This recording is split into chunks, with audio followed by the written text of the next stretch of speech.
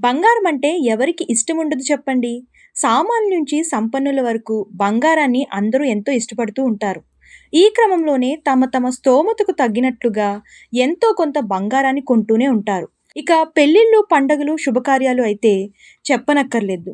Season ఏదైనా సరే బంగారం మాత్రం ఖచ్చితంగా ఉండాల్సిందే అంటారు. పెళ్లిలో కట్నం ఎంత ఇస్తున్నారు అనే ప్రశ్న ఎంత సాధారణమో, బంగారం ఎంత పెడుతున్నారు అనేది అంతే కామన్. అందుకే భారతదేశంలో బంగారం కొనుగోళ్లు ఏడాది పొడవునా జరుగుతూనే ఉంటాయి. అయితే అమెరికా అధ్యక్షుడు డొనాల్డ్ ట్రంప్ టారిఫ్లతో ఈ సంవత్సరం ప్రారంభం నుంచి గోల్డ్ ధరలు భారీగా పెరిగిన సంగతి తెలిసిందే. అయితే కొద్ది రోజులుగా సుంకాల అమలు వాయిదా వేయడం, వాణిజ్య ఒప్పందాలు కుదరడంతో బంగారానికి డిమాండ్ తగ్గుతోంది. పెట్టుబడులు ఇతర మార్గాలకు మళ్లుతున్నాయి. దీంతో పసిడి ధరలు తగ్గుతూ వస్తున్నాయి. ఇది బంగారం ప్రియులకు అదిరే శుభవార్తనే చెప్పవచ్చు.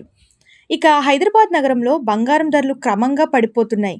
గత వారం రోజుల్లోనే తులం గోల్డ్ రేటు 8,000 వరకు దిగిరాగా మధ్యలో ఒక్కరోజే కాస్త పెరిగింది. క్రితం రోజుతో పోలిస్తే ప్రస్తుతం 24 క్యారెట్ల మేలిమి గోల్డ్ రేటు మరో 2,130 మేర పడిపోయింది.